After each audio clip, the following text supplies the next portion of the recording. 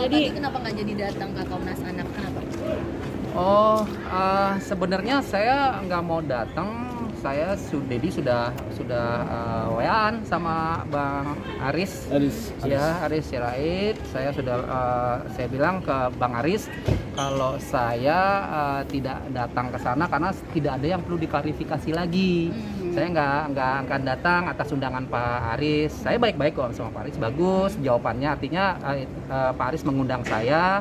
Saya bilang saya nggak datang karena nggak ada yang perlu diklarifikasi. Untuk masalah mediasi, saya udah bilang ke Pak Aris karena mediasi ini sudah dilakukan oleh pihak pengadilan Jakarta Barat. Jadi sudah tidak harus dimediasi lagi oleh Pak Aris. Saya bilang seperti itu. Jadi saya sudah SMS ke Pak Aris bilang, oh itu udah hak Pak Dodi, jadi ya sudah nggak apa-apa. Jadi saya baik-baiknya sama Pak Aris, udah nggak ada masalah lagi. Dia sempat bilang terkesan marah karena tidak kehadiran dari nah, itu silakan kuasa hukum saya yang jawab ya. Sebetulnya apa yang disampaikan oleh Komnas Perlindungan Anak menurut hemat kami dari awal beliau sepertinya udah keliru kalau menurut hemat kami ya, karena ketika beliau keluar dari rumahnya Pak Haji Faisal itu beliau sudah berkesimpulan terkait dengan siapa yang mesti lebih layak untuk mengasuh Gala. Dan menurut hemat kami tidak ada independensi di situ. Dan saya kira beliau mesti harus ya lebih profesional lagi lah. Kita hargai dan kita hormati bahwa beliau sebagai seorang tokoh, seorang orang tua yang baik yang mencoba untuk mediasi berbagai macam keinginan dan harapan klien kami, itu kita hargai semua.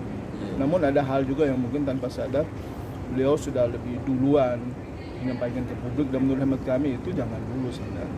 Karena kan apa yang diharapkan oleh klien kami terkait dengan misi yang dibawa beliau ke Pak Haji Faisal itu adalah yang pertama soal ada dugaan menakut-nakuti Gala ketika itu dengan nama klien kami Dodi itu kan kemudian klien kami berharap ada klarifikasi, ada mungkin permohonan maaf agar ya dinasihati lah anaknya supaya jangan seperti itu. Ini kan anak masih kecil, kalau di awal-awal udah kecil betul udah di brainstorming dengan cara-cara begitu kan tidak bagus. Kemudian yang kedua adalah beliau menyampaikan terkait dengan dugaan eksploitasi anak itu karena memang ada donasi Gala yang kemudian dia terus bergulir dari waktu ke waktu, dan itu kan memang jelas di situ. Nah itu yang kedua. Kemudian yang ketiga, bagaimana ketika beliau ingin juga datang ke sana untuk menjenguk Gala dan dibagi waktunya supaya semua enak, semua guyup. Nah itu yang kemudian tidak, harapan-harapan itu yang kemudian tidak tersampaikan dengan baik, dan itu tidak disampaikan ke ruang publik pada saat itu. Nah itu yang membuat ya kita juga berpikir, kan sudah ada mediasi terkini juga secara hukum di pengadilan agama Jakarta Barat. Ya udah biar aja berproses di sana. Tapi yang pasti kita menghargai, menghormati sungguh undangan beliau. Cuma karena klien kami belum berkenan untuk hadir, saya kira. Oke. Pak Dedi, Pak Dedi. Tapi Dedi sendiri pada saat Dedi sudah datang ke Komnas HAM minggu lalu dan akhirnya pihak Komnas HAM datang ke rumah Pak Haji Faisal, beliau menyampaikan nggak info ataupun izin dulu nggak ke Pak Dodi? Izin, dia bilang. Sempat bilang akan mengunjungi ke rumah Pak Faisal. Itu harapan saya, ya itu dia yang disampaikan oleh kuasa hukum saya itu ternyata kan tidak tersampaikan gitu. Nah ketika akhirnya itu sudah datang ke rumah Pak Faisal, mereka sempat nggak rangkaian pertemuan itu yang dibicarakan apa bilang ke Dedi? Hasil dari enggak. Saya hanya lihat dari media dan saya kasih tahu kuasa hukum saya Bang Jamal. Berarti Pak Aris sendiri tidak berbicara langsung ya hasil dari pertemuan itu ke Dedi? Bicara langsung sih enggak, tapi langsung mengundang. Akan bicara langsung di kantor Bang Aris. Itu aja.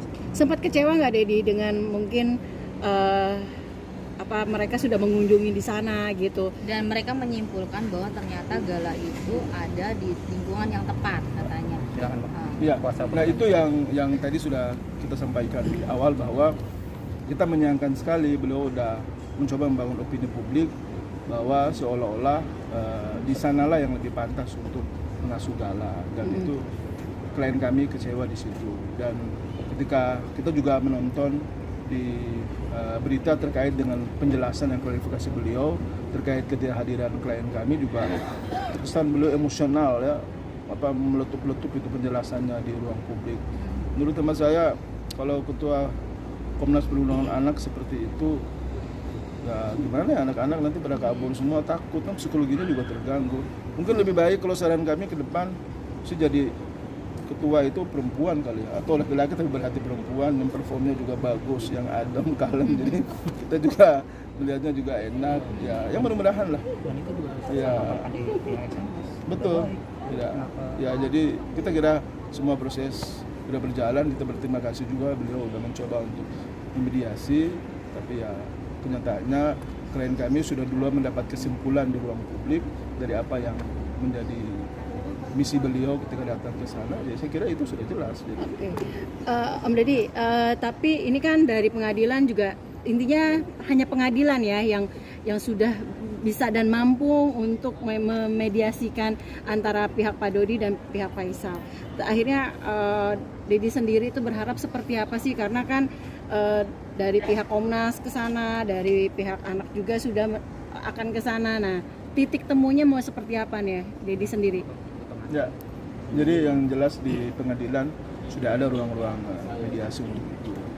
Dan karena ruang mediasi itu sendiri kita belum menemukan jalan titik temu yang pas, sehingga dia berlanjut ke materi persidangan. Itu sudah berjalan oleh rekan-rekan kami yang lain. Kecewa nggak sih Deddy dengan hari ini? Mungkin tadi yang dibilang sama pengacara, seorang Komnas HAM marah-marah gitu. Bukan Justru seperti itu gitu. Harus Ya apa yang disampaikan abang ya itulah kebenarannya ya seperti itu. Ya, nanti masyarakat kan bisa menilai sendiri. Sebetulnya banyak pihak lah yang selama ini juga bermain di wilayah-wilayah perlindungan anak ya.